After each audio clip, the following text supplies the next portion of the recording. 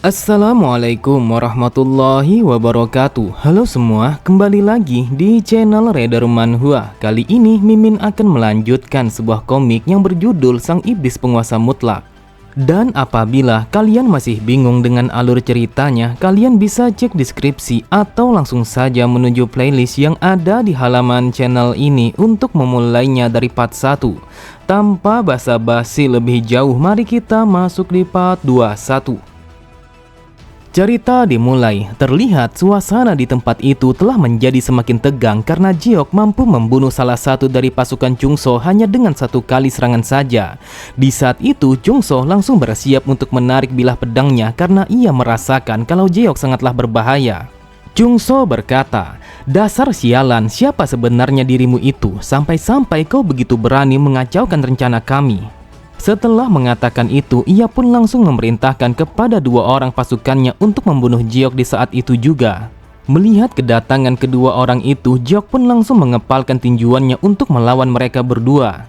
Tanpa pikir panjang sedikit pun, Jeok langsung melayangkan tinjuannya tepat mendarat di rusuknya, sehingga membuat rusuknya langsung hancur begitu saja.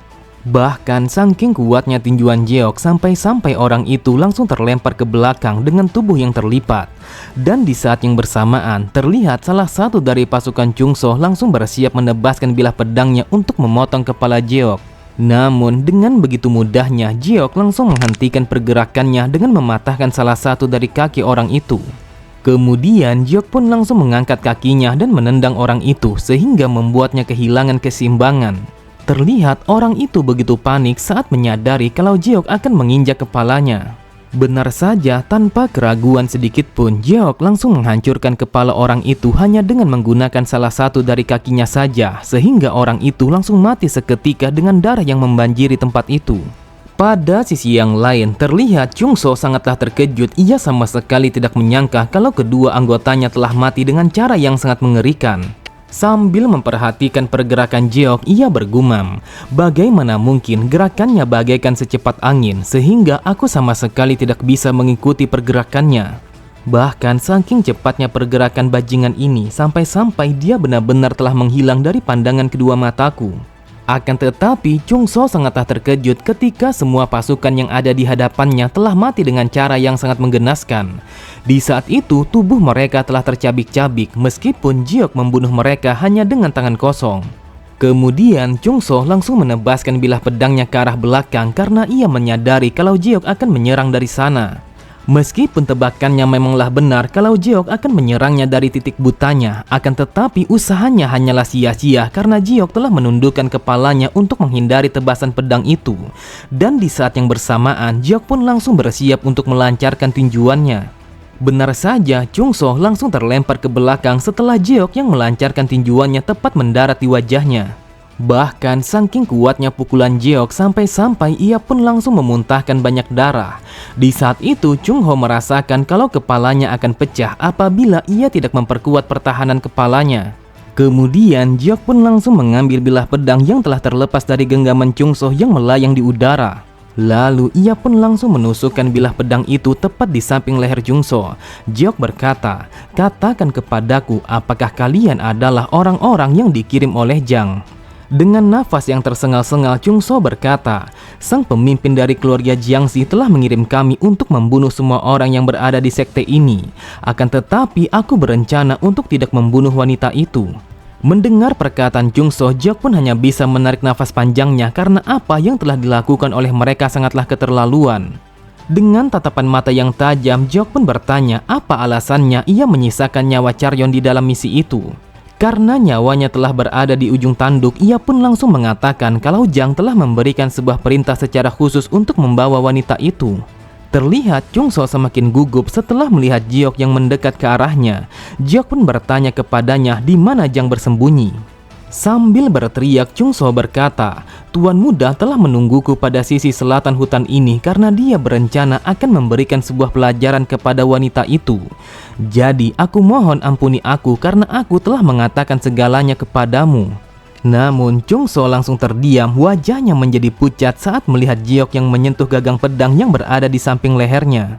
Jeok berkata, jangan pernah mencoba memaksa orang lain untuk melakukan sesuatu yang sama sekali tidak pernah kau lakukan. Setelah mengatakan itu, tanpa pikir panjang sedikit pun, ia pun langsung memotong kepala Chungso dengan cara menekan bilah pedang yang ada di hadapannya, sehingga membuat Chungso langsung mati seketika.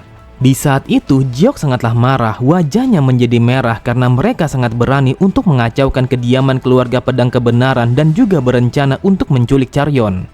Pada sisi yang lain, Charyeon bersama keluarganya hanya bisa terdiam karena mereka tidak menyangka kalau kekacauan yang menghancurkan kediamannya telah berakhir di tangan Jeok. Charyeon bergumam, untuk yang kesekian kalinya, Jeok telah membunuh banyak orang. Bahkan ia sangat rela bermandikan dengan darah hanya untuk melindungi dan juga menyelamatkanku. Kemudian ia pun berjalan melewati genangan darah itu untuk menuju ke arah Jeok. Sesampainya di hadapan Jeok, ia pun bertanya apakah Jeok baik-baik saja setelah bertarung melawan mereka.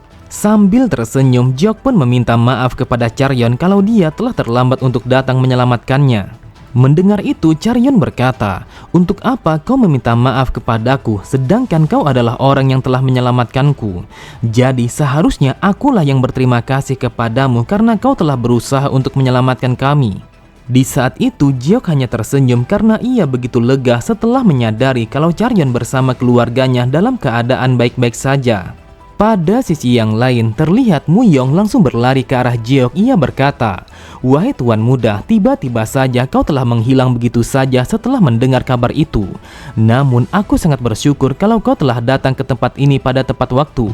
Setelah mengatakan itu, ia pun langsung memberi hormat kepada Charyeon sembari mengucapkan kata syukur atas keselamatannya.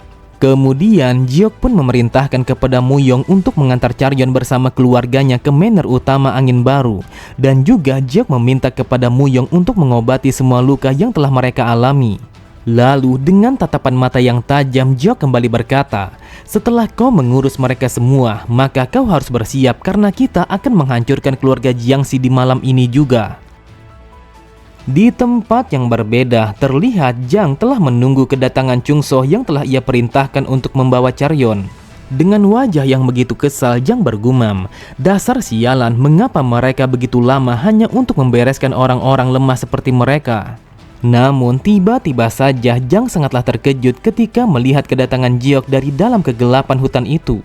Lalu ia pun bertanya apa yang dilakukan oleh Jeok sehingga ia datang menemuinya secara langsung. Terlihat Jeok hanya tersenyum setelah mendengar pertanyaan itu. Sambil berteriak, Jeok berkata, lebih baik kau harus pergi dari tempat ini sekarang juga karena yang aku lihat kalau pasukan elit dari Aliansi Langit Utara telah berjalan menuju ke arah sini. Ketika aku berada pada kediaman keluarga pedang kebenaran, yang aku lihat ada begitu banyak para asasin yang tiba-tiba saja memasuki tempat itu. Namun aku telah berhasil bersembunyi untuk menyelamatkan diriku sendiri karena aku menyadari kalau mereka sangatlah kuat. Akan tetapi tidak lama kemudian aku pun telah melihat kalau ada beberapa seniman bela diri yang jauh lebih kuat telah datang ke tempat itu. Lalu mereka langsung membunuh para asasin dan membawa semua anggota keluarga pedang kebenaran untuk ikut bersama mereka. Di saat itu yang aku dengar dari percakapan mereka kalau mereka adalah para seniman bela diri dari keluarga Aliansi Langit Utara. Sontak Jang sangatlah terkejut, matanya terbelalak setelah mendengar berita itu. Ia bergumam, bagaimana mungkin Aliansi Langit Utara telah mengetahui informasi penyerangan ini dan langsung mengamankan keluarga pedang kebenaran? Apakah mungkin kalau mereka benar-benar membuang kami dan memilih untuk berpihak kepada keluarga pedang kebenaran hanya karena jalang itu yang menjadi salah satu yang terbaik pada turnamen Dragon Phoenix? Jeok kembali berkata, sebelum mereka mati, salah satu dari asasin itu telah mengakui kalau mereka dikirim langsung oleh keluarga Jiangxi untuk menghancurkan keluarga pedang kebenaran. Lalu ia juga mengatakan kalau kau telah bersembunyi di dalam hutan ini. Oleh sebab itu, pasukan elit Aliansi Langit Utara telah bergegas untuk menuju ke arah sini. Dengarkan aku baik-baik, sebaiknya kau pergilah sekarang juga dan beritahu kepada ayahmu tentang situasi yang seperti ini. Aku berpikir kalau mereka kemungkinan besar akan menyerbu ke arah sana. Akan tetapi, Jang sama sekali tidak percaya begitu saja dengan apa yang dikatakan oleh Jeok. Ia berkata, hal ini sangatlah mencurigakan. Jadi, katakan kepadaku apa alasanmu sampai-sampai kau memberitahu hal ini kepadaku begitu saja.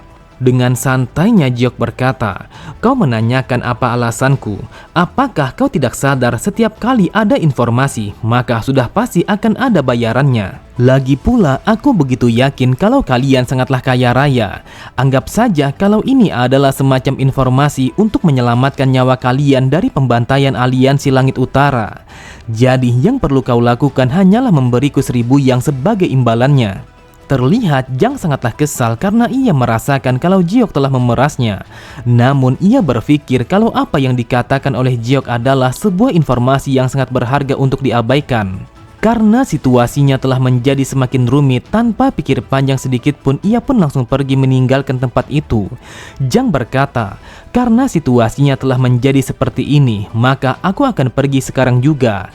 Akan tetapi jika kau hanya berbicara omong kosong, maka kau akan membayarnya dengan batang lehermu." Beberapa saat kemudian, Jang pun telah sampai pada markas rahasia yang dimiliki oleh keluarga Jiangxi. Di saat itu, Jang mengatakan kalau keluarga aliansi Langit Utara telah ikut campur di dalam penyerangan keluarga Pedang Kebenaran. Terlihat Daisan sangatlah terkejut karena ia sama sekali tidak menyangka jika aliansi Langit Utara telah bertindak sampai sejauh ini, sampai-sampai ia berpikir kalau aliansi Langit Utara telah membuang keluarga mereka. Daisan berkata, "Aku telah mengirimkan seseorang untuk memeriksa apa yang telah terjadi kepada mereka karena mereka sampai saat ini sama sekali tidak memberikan sebuah kabar kepadaku." Namun orang itu mengatakan kalau dia hanya menemukan mayat-mayat para asasin yang telah tergeletak di atas tanah.